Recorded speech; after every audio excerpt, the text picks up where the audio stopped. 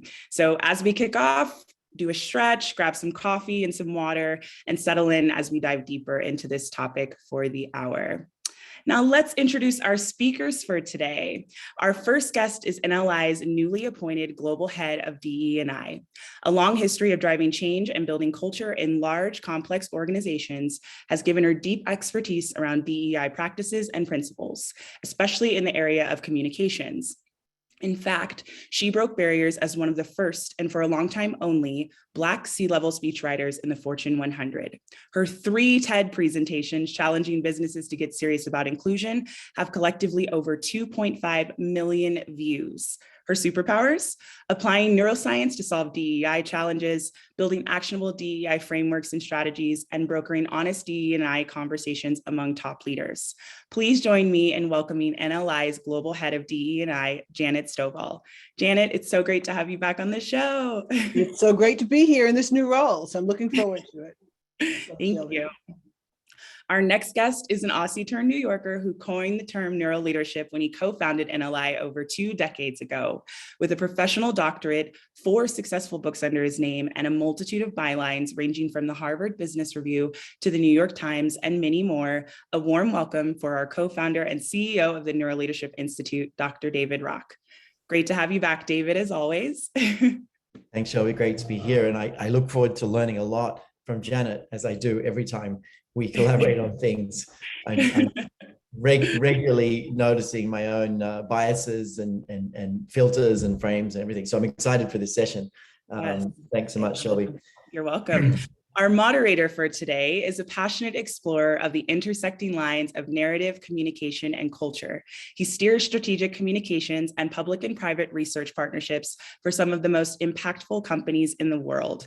This was also the basis of his academic research. Today, he puts his brain to work at the Neuroleadership Institute, where he leads our marketing and communication efforts to grow and strengthen the NLI community around the world.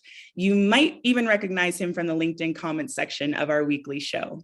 Please join me in welcoming NLI's Vice President of Marketing, Evynn McFalls. Evynn, it's great to have you here today, and I'm passing it over to you. Thanks so much, Shelby. I'm thrilled to be here and really excited to kick off this conversation with you, Janet and David. So let's just jump right into things. Janet, first of all, congratulations. We're super thrilled that you'll be joining us as our global head of DEI. Can you tell us a little bit about what you're most passionate about in this role? We know that you're kind of taking over both our external approach and our internal practices. Well, I think that, a lot of people get into what they do because they follow what makes them happy. I've always followed what makes me mad. And so what has always made me mad is the fact that, equity, diversity, inclusion are such hard things for people to understand that it's so very subjective. And so part of what I'm excited about in this role and what brought me to NLI in the first place is the possibility of taking something like science, which is very objective, and using it to deal with some very subjective issues, which is what DE&I is all about. So in this role, what I'm hoping to do is to take the things that we know and the things that we learned within our own company and bring those out to the world, and then take what the world brings back into us, to have that interplay between the internal and the external, but to actually take science and deploy it to solve these very difficult problems and to give us a way to anchor ourselves in solutions, despite the fact that the industry is changing all the time. So I'm looking for objectivity in the subjectivity, and I'm looking forward to doing that with science. And so, but it's interesting that you asked me that question, and I'm going to kind of deviate and take over your role for a second here.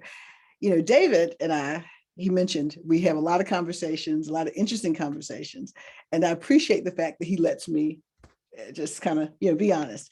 But the question I would ask David, I know why I'm passionate about this. I know why I'm in this space. Obviously, look at me. I would be passionate about this. Why are you passionate about this? I mean, I tease you all the time and say you are a white, male, cisgendered Aussie who is able-bodied. Why are you interested in this? So why? It's a very valid question, Janet. I was thinking about it. I get asked that once in a while.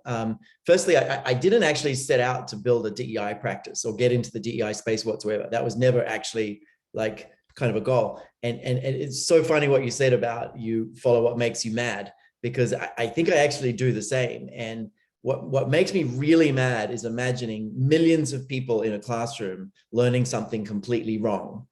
and then going out and making a mess of the world around them. Like that makes me mad, right?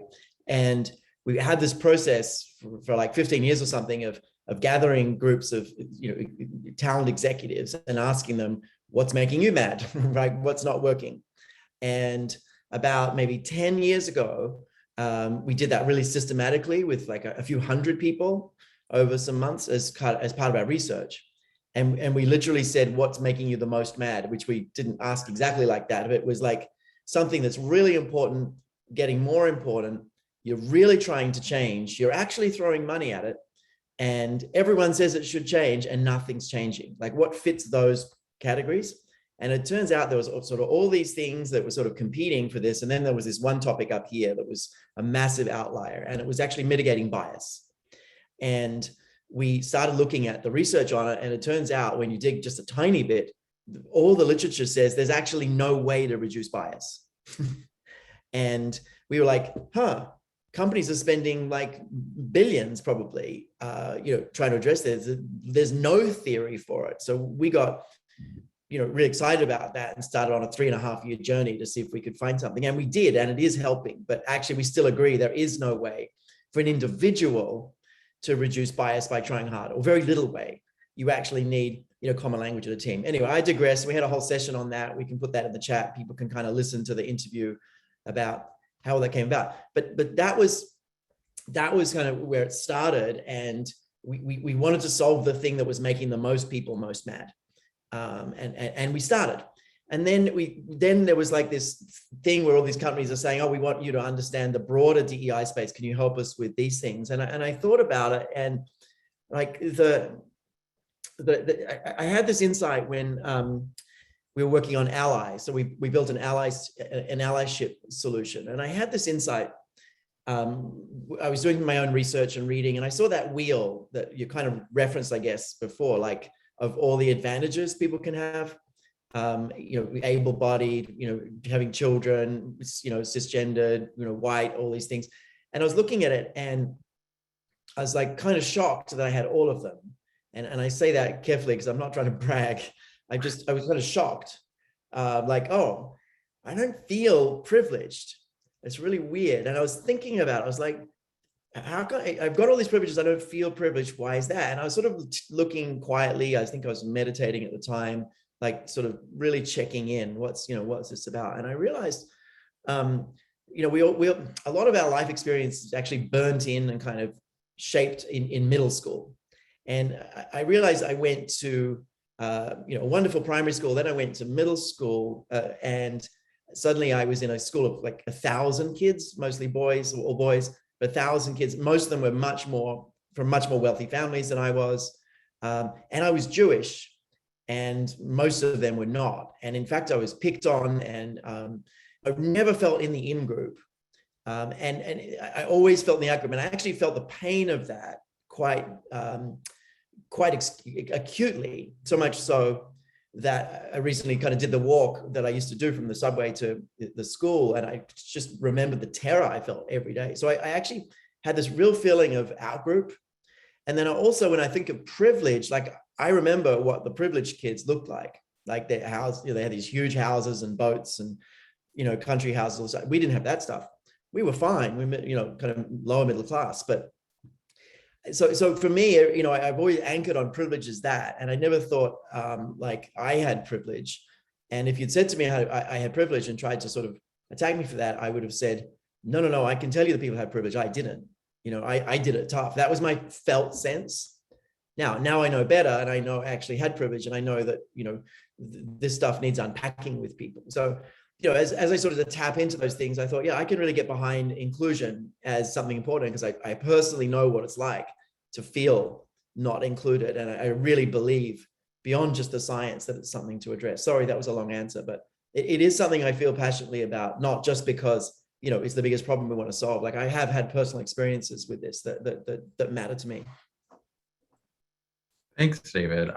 Your responses there kind of get me thinking about the simple fact that our perspectives on what privilege consists of and how we arrive at understanding inclusion and what diversity looks like, all of these things, that really varies. And part of that variance can likely be explained by the brain. I know you touched on this a little bit, but maybe you can tell, all of us a little bit more about some of the research in these areas that we've done thus far, and then do a click deeper into DE&I in particular. I'll keep that really short because I want to get into the really interesting stuff. But we published over 50 peer-reviewed academic research papers since 2008 when we started, and they're really tough things to publish. They were like 1 to 3.5 years each one. Team of people, we argue a huge amount. We bring in outside experts and we have an internal team.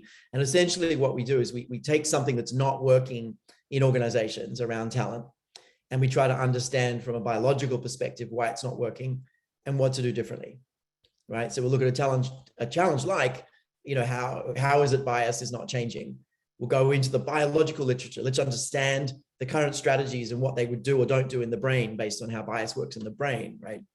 And then let's try to come up with different suggestions. That was a 3.5-year project. So we've done a lot of research, but in the DEI space, bias we started with, we then did a whole big body of research that was over 2 years on inclusion, and came up with a really important point of view that's gone out really widely. We then looked at employee voice. How do you create a culture of speaking up? We also published a big piece on recruiting and how you really address the recruiting challenge. We've published on gender, a really big piece on gender bias and kind of why is it that everyone, including women, accidentally think men are better leaders when actually the data says women are. So there's a few other pieces as well. So we published quite broadly across DEI, 8 different significant academic pieces, and then also quite a bit of industry research. So, we've probably done, I know we've done more research than anyone in the world on the biological foundations of the DEI challenges. And that's and it feels like we're at the middle of the beginning. There's so much more that we want to do, but that's what we've done so far. Thanks, David. And thinking about that, us being about at the middle of the beginning, I want to take the next question over to you first, Janet. What's happening in the DEI space right now? Can you tell us about how it's changed and where things are going? Absolutely. And which is one of the reasons I'm so excited to step into this role at this particular moment. If you've been in the DEI space for many years, as I have been, you recognize that this has been the most exciting and frustrating time in many, many years that has happened in the space. Everybody is interested in ways. The sophistication of what companies are asking for has gone through the roof. And so it's interesting to see that when we talk about, like David said, we study very much the biological nature of some of these things that affect DEI, like bias, inclusion. What's happening is people are looking to us now and are asking, okay, biology is there, that's the basis. But what happens when you take biology and drop it into society? What happens when you lay the things above it that aren't so directly scientific? What do you do? And so that's kind of things I want to help look for. I want to help build in our organization. But DEI changed, of course, dramatically about 2 years ago with the murder of George Floyd. It kicked off a global social justice movement that then spilled over into corporate America, where corporate America started for the first time when the moratorium was lifted on having an opinion about these things in this space. Corporate America spoke up. Companies started speaking up. Their employees started saying, what are you doing about this? Where are you on equity? We see it happening outside our walls. What are we doing inside? So there was a push socially, and it was a global push. A lot of companies started stepping into saying, what can we do in DEI? They had solutions that weren't working before, and they suddenly started questioning them. What I love about what we're doing is we're saying the science is still valid. Let's start with the science. I'm a firm believer that we operate individually on a continuum between biology and bigotry.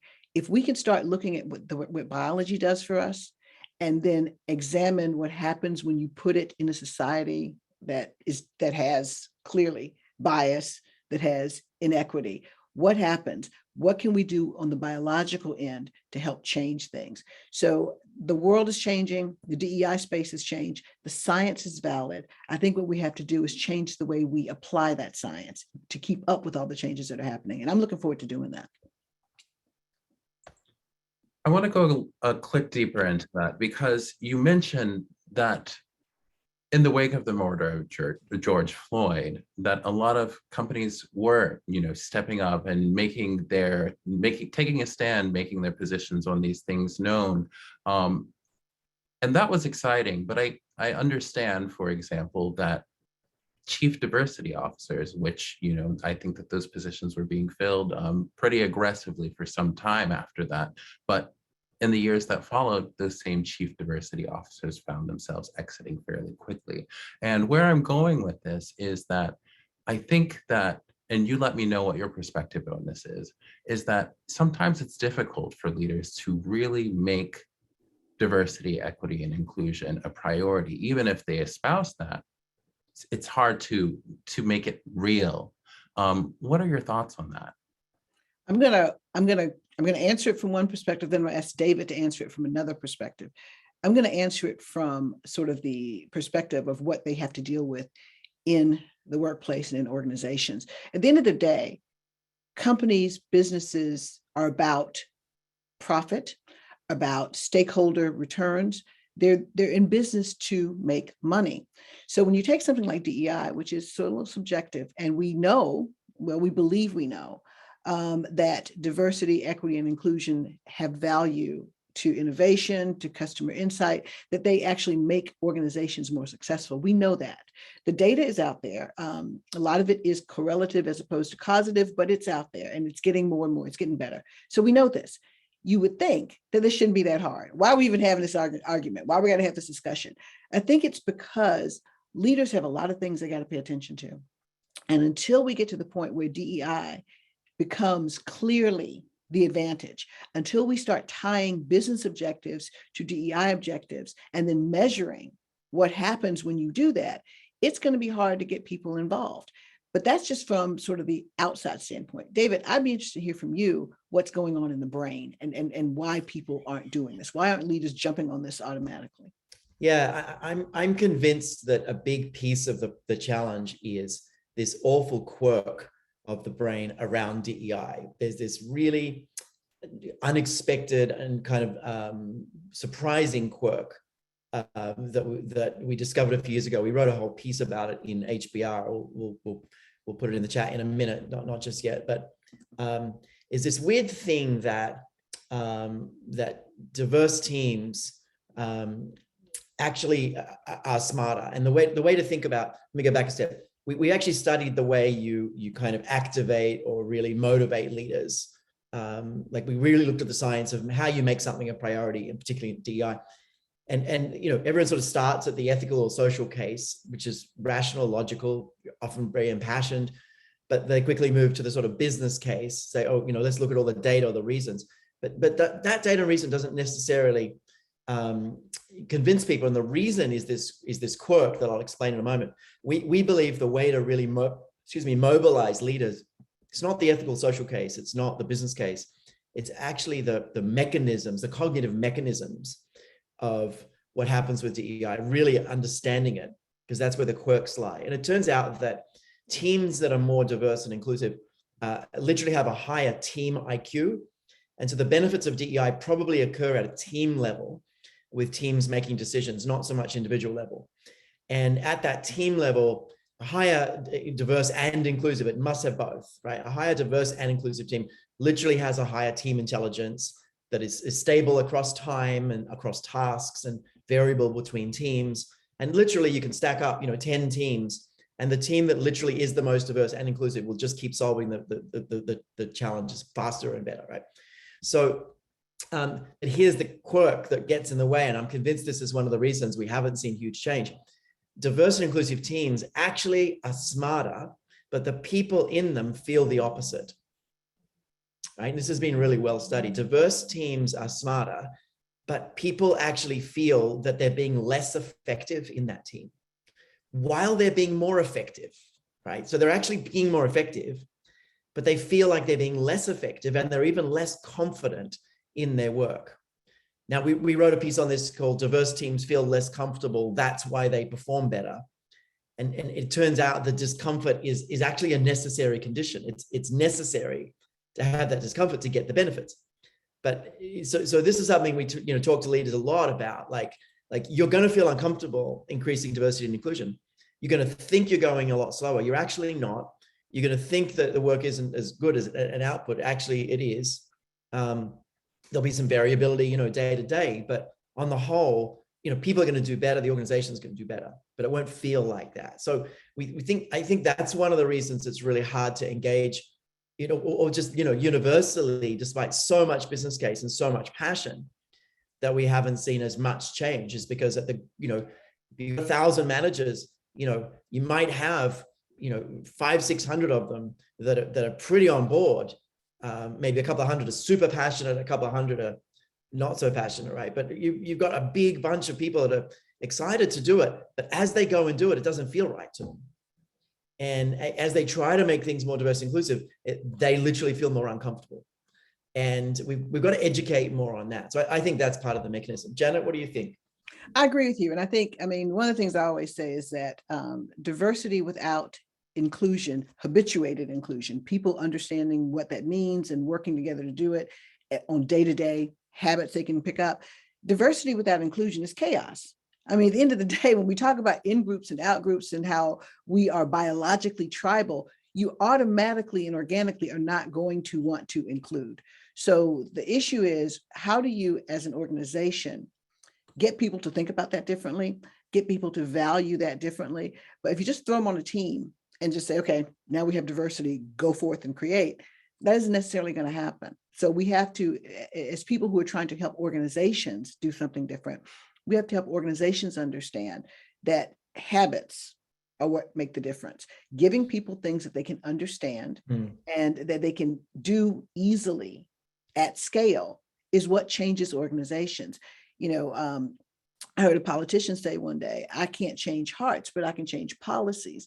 Well, I take that and say, I may not be able to change minds or biology, but I can change behavior. And I think that's what has to happen. And I think if leaders can see that instituting policies that change things at scale and change habits, actually then let them leverage the value of that diversity, I do think they'll get on with this. But it's a big, scary problem to a lot of people, and people have other things to do, and they think they really cannot solve for this. And you can. You can, not in the ways we have been doing it, but you can. There's a couple of questions in the chat. We should just sort of following on, and I put the link in the chat also to the article, but we actually did a follow-on piece that answers that question. Maybe my team can find it, like sort of what creates the discomfort. And there's a few different factors, but one of the biggest factors is essentially you have to cognitively work harder. And you have to do what's called cognitive elaboration, right? We wrote a whole piece on this. So you're with a diverse team, and essentially you have to explain yourself more, and you have to mentalize more about how other people might be seeing the world, and frame your ideas in ways that make sense to people who see the world differently. And when people speak to you, you've got to work harder to understand their perspective. So you've got to work harder to do what's called perspective taking, which is very difficult to do, and we get wrong a lot. We wrote a whole piece on that as well, but one of our journal papers. But so all this perspective taking and sort of shifting perspectives is cognitively taxing.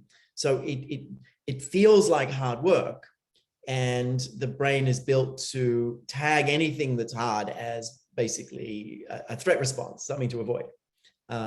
So it's like, oh, this is going to be harder work. But so we feel less confident than we would in a homogeneous team, where we go in and everyone understands us and we can say things very simply in shorthand and everyone gets us. We sort of feel more confident in the work, because it actually goes back to fluency. So you're working with a homogeneous team, it'll feel more fluent. Like fluency is a really fascinating concept. It's sort of things are easy and make sense and don't take a lot of effort, basically. And so in a diverse team, you've got less fluency, more cognitive elaboration. But the upsides of that cognitive elaboration is you're challenging ideas more, and you're looking at things from all perspectives. And so you're having much better, richer, more accurate, thorough conversations that you do in a homogeneous team. Thanks, David. That makes a lot of sense. And thank you to the audience for sharing your questions. I want to dig deep in that, because I think you touched on a couple of scientific concepts that I think are helpful, and I want to zoom back out a little bit there. Can you tell us a little bit more about how science can help DEI practitioners and organizations kind of recognize that discomfort that they're seeking or that they're seeing, or recognize the pathway forward for them as they are, either trying to advance a diversity, equity, and inclusion initiative, or even spot problems that perhaps they didn't know that they had. I'll let Okay, David I'll take dive that. into that, and then I'll follow up a little bit from there. So We're David, both passing to each other. Yeah, I guess maybe I'll start sort of just a high level, make a brief comment on this. There's one of the challenges in all of human capital practices is that we have these kinds of intuitive hunches about how people work, and they're often wrong. And I'll give you an example sort of outside of DEI for a moment, then we'll go into DEI. But I hear companies saying all the time, like, our company would be better if people gave more feedback, right? We need people to give more feedback. And it turns out that actually, if you really, really, really required and almost forced people to give regular feedback, your company would actually be worse. Someone tested that, a company tried this, they mandated, instigated, the place crashed and burned. And it turns out that when you give feedback, both sides are extremely anxious, and it tends to do nothing or make things worse more often than it makes it better on average. Like, giving feedback literally makes things worse or does nothing more often than it makes it worse than better. So, like, don't mandate giving feedback. It's a terrible idea, right? You look into the science now, you go, oh, what's going on? Turns out there's this huge threat response for both people that can stay for your whole career, if it's the wrong feedback. Instead, you want to create a culture of asking for feedback, right? Very non-intuitive, turns out to work really well. So that's a quick example. We did a whole raft of research, published 2 really deep papers on that, studied it in the lab, like collecting real bio data, and then came to this conclusion: companies should create a culture of asking for feedback, not a culture of giving feedback. So that's an example, right? So in the DEI space, there's a whole lot of things that are sort of intuitive, that just aren't really delivering results. And science can basically explain why they're not working. I'll just give you an example of one, and then Janet can dig into more. But the one that a lot of people get stuck on is the mandatory training, right? So people think, no one really cares about DE&I enough. If we don't make it mandatory, no one will do it. Or we'll only get the people already passionate. The people who really need the help won't do it if it's not mandatory. That's intuitive, right? Really, really intuitive, that if you don't make it mandatory, you won't get enough people, and the people who really need it won't do it. Well, it turns out that when you make it mandatory, you get a reaction in the brain that's really strong from everyone, which is an autonomy reaction and a status reaction. People feel like they're being told there's something wrong with them and told what to do. And one of the challenges is people don't generally see their own biases anywhere near as much as they see other people's biases. It's just how the brain works. So people individually think everyone else is more biased than them. It's actually been really well studied as a phenomenon. It's one of the biases. So you end up with a situation where you force people to be, doing a program no one really thinks they need to, and so they just get really annoyed.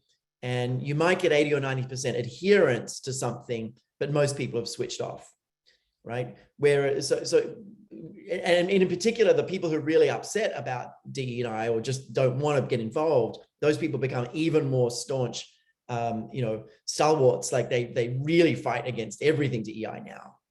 They push back even harder. Now, we wrote a piece on this. Someone can put it in the chat. In strategy and business, is your diversity program making you more biased? We can put that in. But anyway, so that's one quick example. So the science says actually don't make it mandatory, make it compelling. And our most successful project so far in terms of data we've been able to really access is we were able to get of 140,000 people in a compelling program that was not mandatory. We were able to get 96% of the company, of 140,000 people fully engaging with a DEI initiative, 96%, right? So why do we want to make it mandatory? We've had other ones that are like, 85%, 90%, but our highest has been 96. So there's no real reason to do it, but your sort of gut instinct says, let's make it mandatory. What about for you, Janet? What's the role science has in kind of the DEI space? How can it help? I think that the challenge with science or with anything in the DEI space is that people have such an emotional response in this space. And so for me, the real benefit of science is that science can be viewed as a root cause. Because when you get in the DEI space, there's so many nuances that play in. So for example, we talk about the science of voice and speaking up. And we have, we talk about psychological safety. We talk about knowing what's right versus what's convenient, or that, and we have science all behind that. But then I'll give you a great example. I was with a group the other day, and it was a listening session. And the CEO was supposed to be there, but the people who were running the session said, no, maybe not. Maybe you shouldn't be there because maybe people won't be honest. All right, made good sense.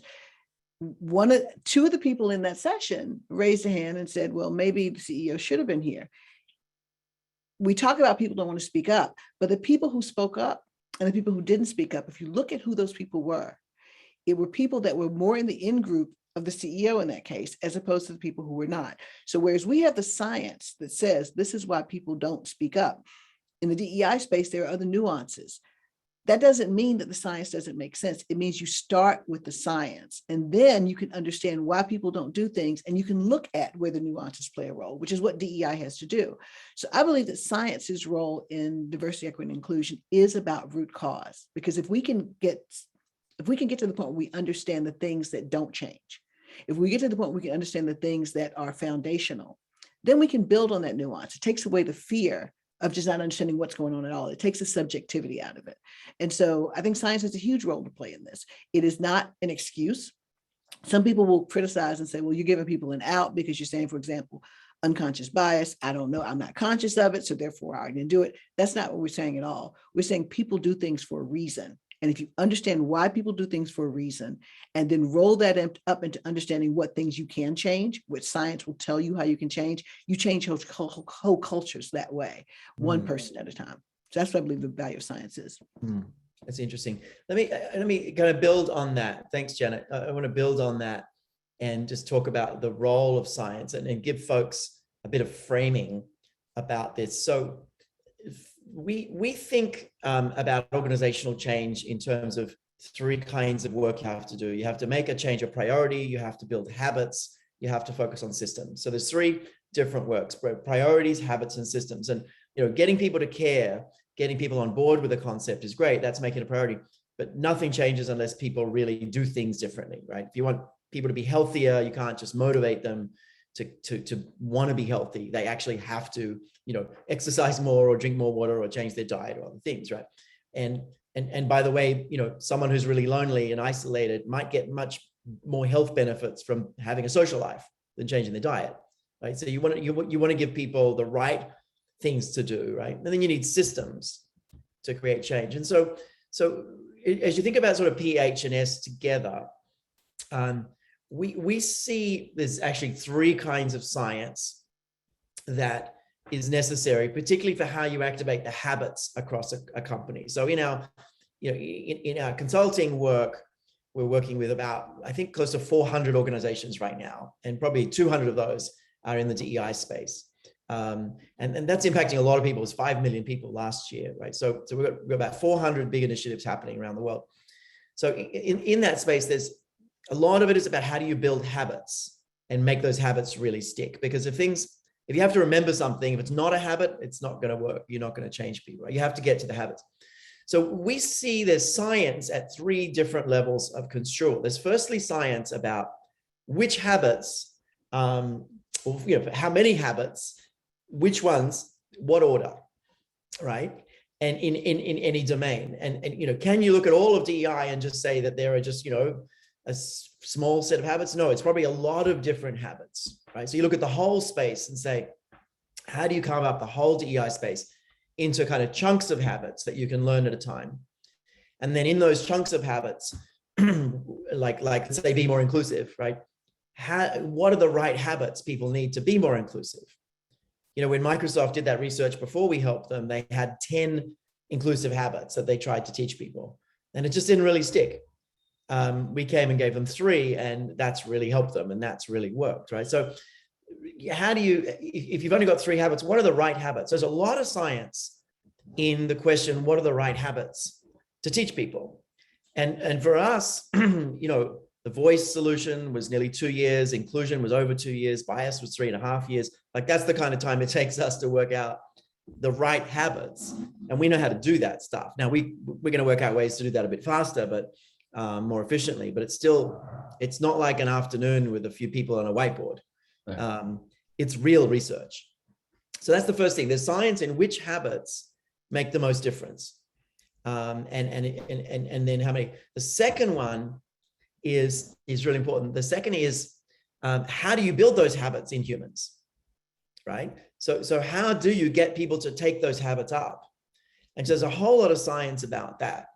And that's kind of more the science of learning, right? And someone was asking about, a couple of people, how do you make things compelling? And I'll get to that, but that's a piece of it. You want to give people a really small bite of learning that they can fit into their day or their week in a way that's easy and really activates their brain, excites their brain, lights up their brain to want to do something differently. And that's called a moment of insight, right? So how do you get people to learn this stuff is you got to give them this aha moment that's as powerful as possible, and then give them really easy tools to go and now activate the energy they've got from that moment. We know that moments of insight release energy. So first chunk of science is what are the habits? Second chunk of science is how do you get people to actually, close that knowing doing gap? Like how do you motivate people to actually apply those habits now? All right. And so part of it is a strong insight. We also there's a lot of research that if you do these things socially, you encode more richly, recall more easily, act more often. So we've done a lot of research on this, that learning socially, something like inclusion, learning with your team about inclusion is radically more sticky and used than just learning it on your own. So strong insight, social, and then doing this over time. So these are some of the principles. There's a lot more science and nuance. So just how do you get an individual to learn this stuff? So what are the habits? How do you learn the habits is actually different. The third one, which is really hard, which we've got, maybe like 5 years of science on now, like real data. We've got real data on this stuff, is how do you scale this across an organization? Right. So how do you actually take 100,000 people or 1,000 people or whatever? And what's the most efficient way of getting that company, 1,000, 100,000 to embody those habits? What's the most efficient way? Right. Here we go back to sort of conventional wisdom is, top down, let's do a lot of work with the top team. Well, I don't know about you. If you ever try to work with a top team, it happens really slowly. It's really hard to schedule. You never get them. By the time you get through the whole group, 20% of the people have changed jobs. It's like you never hit everyone. So the current paradigm for learning is a few people slowly and teaching them a lot, like teaching a few people a lot slowly. So the science of organizational change, that third chunk, right? We see all this evidence that the right way to do it is to teach everyone a little bit quickly. And now when I say quickly, I don't mean like in one session, I mean like in a month. The whole company, whether it's 100 people, 1,000 people, 100,000 people, or 1 million people, you can do it. And you do it more as a movement. We're going to be talking about movements in the next few weeks. We'll have a session, I think, in July on this. But so there's science at all 3 levels, and there's a real deliberate science. I mean, we look at the data from all our different interventions on that third category. We're looking at that nearly every week to say, what can we learn from the real data of the habits that have been activated? Sorry, that's a bit long, but I think science has a huge role to play in DEI changes actually working. Well, I think you make a very good point when you say it's about finding something that a lot of people can do quickly and easily. Because like I say, when you look at DE&I, it is a huge, big, scary area. And being able to take it and break it down into something that you can just actually do. Because what I hear so much in the spaces, we want to change this, but what do we do? What do we do? And I think that and when you're talking to people who are actually doing this work, I mean, they're usually asking about systems we change or whatever. But when you talk to the people who are actually in the space, the employees, they often say to you, what can I do? I'm not in a position of power. I can't change policy. What can I do? Giving people habits answers that question. You can do this, and you can do this every week. You can do this every day, and all of you can do this. And it does mean that things change that way, and they change a lot faster because, trickle down doesn't really work. Let's face it, it doesn't. And so it's much better if you can do this. And like, that's what I hear all the time. I don't know what I as an individual can do. And here's an answer. Yeah, I think I want to build on that and address some of the questions that are coming in as well. That like, this goes to that third category of how do you mobilize a whole company to build habits, right? And we do have some research on that and some points of view. We think about it a lot. So one of the things is the biggest factor people do something turns out to be thinking that everyone else is doing it. So it's such an important insight. We've got a piece we're writing on this about this at the moment, but the biggest reason people do something is they think everyone else is doing it, right? So if you have a company of 1,000 people, what you want is all 1,000 people assuming that all the other 1,000 people are absolutely practicing this, this week, and then they absolutely do it. It's like it's happening. It's happening. It's who we are now. So you need to create that impression. So take that as your true north, right, and build around that. So you're much better to give the whole company a few things. Now, turns out one of the silver linings in the pandemic is everyone got used to learning virtually, and you can scale learning that really moves people virtually much faster, better, and easier than in-person workshops. We wrote a piece about that. Someone just put it in the chat. We've actually found that virtual learning done well is literally 50% more effective at building habits than in-person workshops. Completely discounting scale, speed, cost, right? Completely discounting that. Right now, of course, with virtual learning, you can hit 100,000 people in the same month. Everyone can do it. So the scale and speed and cost is off the charts better than workshops, right? You can do it in a month what would take 5 years. You can do it in a month for 200,000 what would take 5 million in 5 years, and you actually never do it. But the really interesting thing is done well, it's literally 50% better at building habits. So this again is challenging conventional wisdom that if we really want to change a company around DEI, you want to do it with sort of everyone pretty quickly. And you probably want to do it through virtual means, not trying to put people into workshops. Thank you for sharing that. So we covered quite a lot of scientific ground and some actionable tips that I know people were asking for, particularly when it comes to making something compelling rather than mandatory. But I want to take a moment to think through some of the scientific innovations that we're exploring here at NLI. And I think we've touched on a lot of the things that we're confident about right now. Can you tell us a little bit more about, areas that we're finding things to be a little bit more gray or murky, or things that you're like, I think we need to dig a little bit deeper? I'll dive into that, since that's really what I'm here to do. I think it is some of those things that I was mentioning earlier, which are the fuzzy areas, the gray zones, which DE&I is full of. So I mentioned that example of the listening session. Okay, so what was different about that? There are other factors at play. So it wasn't just the human nature's ability or dislike or fear of speaking up. There was something else going on there. There was socialization, there was privilege, there was advantage, there was, there's this whole cult of courage that's grown up now where everybody says, you should just speak out. Well, not everybody speaks out, and they have a reason. It's not personality, it's because of systemic inequities that have silenced some voices as more than others. You have to know that in the DEI space, because if you just come in and say that this is how people act, you lose the nuance of how certain people act in certain situations based on things that exist. That doesn't mean that you throw out science. It means that you have to look at different combinations of the science. It cannot be purely one thing or the other, because diversity, equity, and inclusion there's never purely anything. Like, it is the biggest gray zone you will ever find. And so I think what's interesting still about science in this space is there are always going to be different sciences at play. And when I think about what we have to do to apply science in this space, and what I'd like to help, what I'm hoping I'm going to help us do well, is to figure out where we have all these different things that we've figured out about the basic human nature. How do these things combine? How do they work? What are the sciences that have developed that we haven't started looking at? But it's holding on to the fact that science has an answer there. And we just have to figure out how to apply it so that we can tackle some situations that aren't quite as cut and dry. David, what do you think? Yeah, it's a really big question. I mean, from a research perspective, there are definitely kind of findings that we're pretty confident in.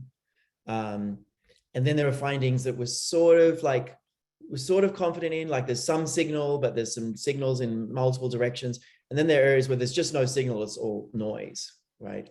And what we've published and what we advise on is the areas that we've got a really clear signal. And we don't publish until there's a really clear signal. Like in the mitigating bias space, we actually worked for 2.5 years and came up with a whole framework for addressing bias, published it, started presenting it, and found it actually didn't help. It didn't actually change people around bias. And so we actually retracted it and it went back to the drawing board. It took us about another year and we came out with seeds. But there are some things that look good on paper, and then they hit the real world, and the real world pushes back and says, no, that actually doesn't work. And so we had that happen. But we generally will publish things that there is a lot of certainty about. Now, you sit down and talk to someone about the brain, they're going to say two different things. We know more in the last decade than we've known in human history about the brain. That's roughly true, right? Amazing. We know so much. And someone else will say we're less than 1% understanding of the brain. How dare you tell anyone anything about it? We don't understand it at all, right? And both those perspectives have some validity.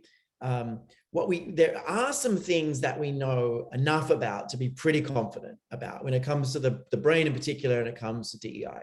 Like we can really say confidently that things go really awfully between two humans when they think each other is in their out group, right? We can really take that to the bank now and say, when people feel like they have competing goals with each other, like they feel in competition with each other for objectives, that all sorts of things happen in the brain. And I could give you like a 2-hour summary of everything that goes on in the brain just from this one mechanism, because there's so many studies on this. There's literally hundreds and hundreds of studies of what happens between out-group members. And so, we know there's a really clear signal. That signal says things go really badly in out-group members.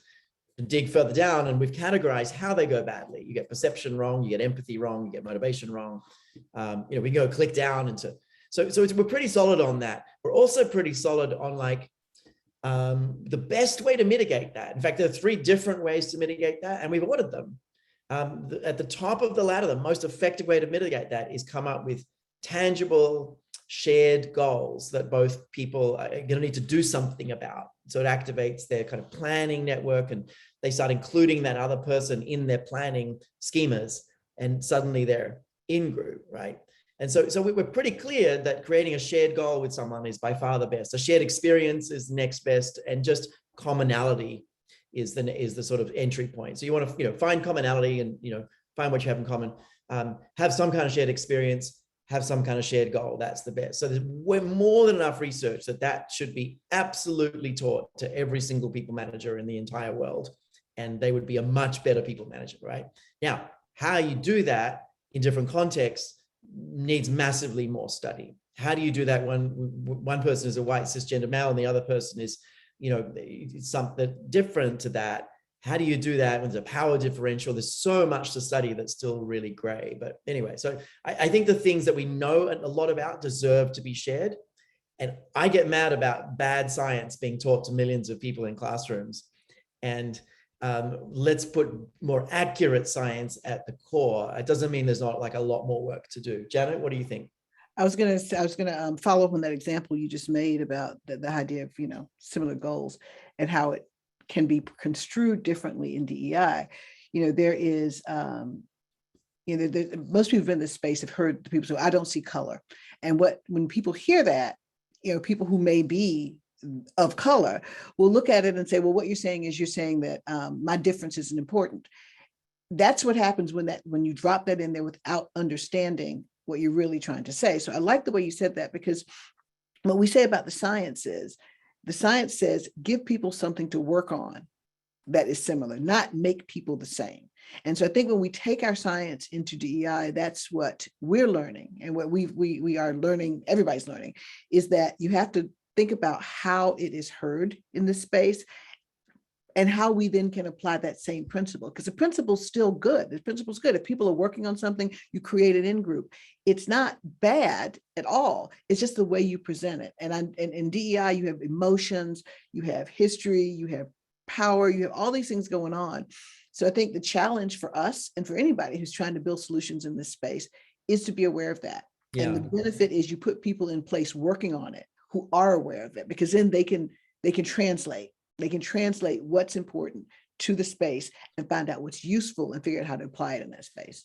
Yeah, and I think context is everything. To Edwin's point in the chat, context is everything. Like the way you approach, creating a more inclusive culture is really different depending on the time of year it is, the country you're in. Are you in Turkey right now, or are you in South Africa, or are you in New Zealand? I mean, the country you're in has a huge, contextual impact.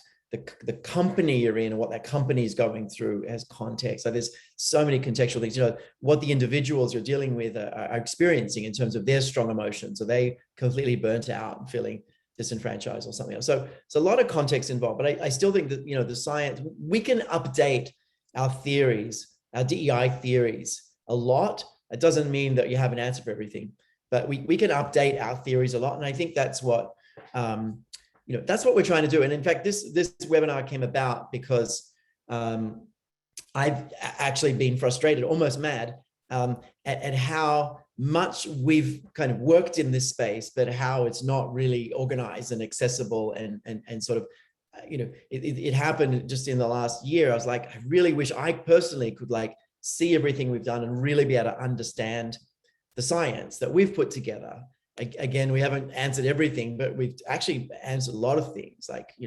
The question, how do you make something compelling? We can go multiple clicks down into that with science and example, but I don't know where to find it, right? Literally in our universe. So we ended up I created this crazy project. It's been a roller coaster of a ride trying to get it going, as things often are in this space. But I basically said, hey, we're gonna answer the question: what science should a DEI practitioner know?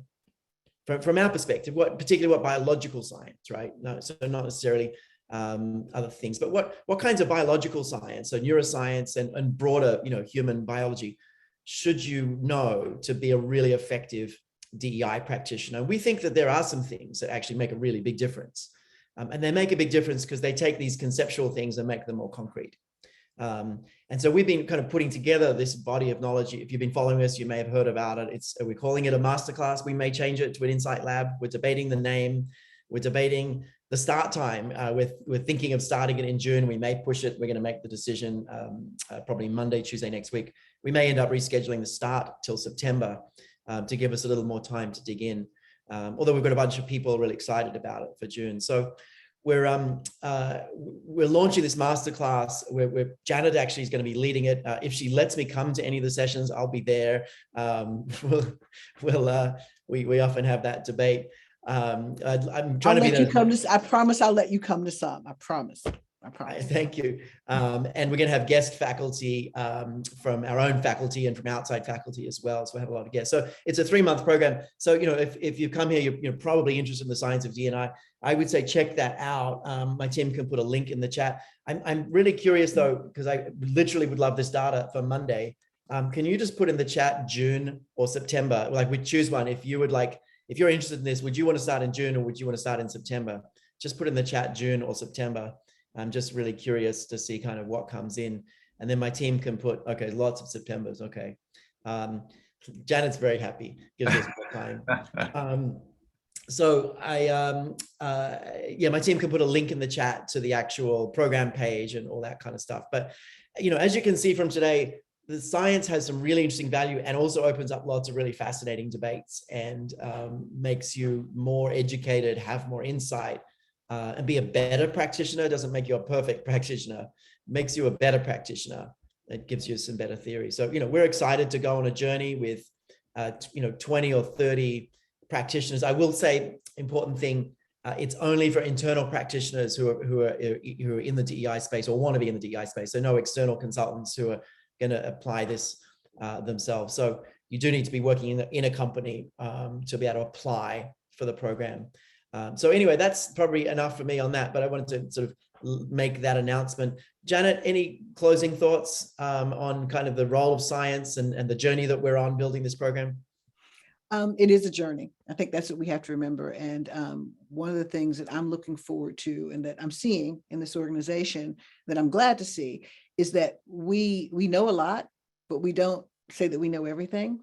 And we are always willing to learn. You know, we're learning, we have a growth mindset in this company, and that's what we have to have because the DEI space changes. It's changed dramatically in 2 years. 2 years ago, nobody would have thought this. You know, what's going to happen in a year from now? If we as an organization and if we as people who are working in the science aren't willing to bend, to flex, to understand, to question constantly, we can't deliver solutions. I am glad that that's the way we think about it. I'm glad that we ground ourselves in science, but we also are willing to see where science can take us. So I'm looking forward to doing it. Excellent. Well, thank you very much, the both of you. I think that we're coming up on the end of the hour, so I think it's about time that we start to say goodbye. So thank you all so much for your time joining us today. Before you head out, we do have some announcements that we want to make sure that you review with us. So I'll pass it on over to Shelby Wilburn. Thanks, Evyn. And just, click on the poll before you jump off if you can. It's great to see how to support you. Thanks, Evyn and Janet. So great to have this dialogue. Always a pleasure. I learned a lot again. Thank you. Awesome. Thank you so much, team, for today's discussion. Like David said, please take a look and let us know how NLI can help you in the future. That poll will stay up for a few more moments. We want to thank you for attending today, as always, staying engaged and sharing your questions, thoughts, and comments. We can't have these conversations without you. If you're still hanging around, we'd love to have your feedback. So if you'd be willing, we'll drop that link in the chat as well. Insider Exchange specifically for senior executives. If you enjoy this series, we think you'll love the Insider program. We invite you to join in on this exclusive opportunity where you can have first looks at new research, roundtable discussions with our executives, and craft new innovations that we're looking at NLI. So to apply, follow the link. We will also have a product demo next week on Wednesday, May 18th at noon for Develop. So if you're interested in joining that, check it out and learn more. We're hiring. So if you want to join our team and come over here, we are interested in having you apply. Visit neuroleadership.com/careers to learn more about our open positions. Summit 2023, we're just keeping it on your minds out there in the horizon. Be on the lookout for more emails and information later this year. As far as the podcast, if you enjoyed today's conversation, you will be able to hear that as well. So check it out wherever you listen to your podcast for your brain at work. And this is where we say farewell. So have a wonderful day from our team to yours. Thank you for joining us as always.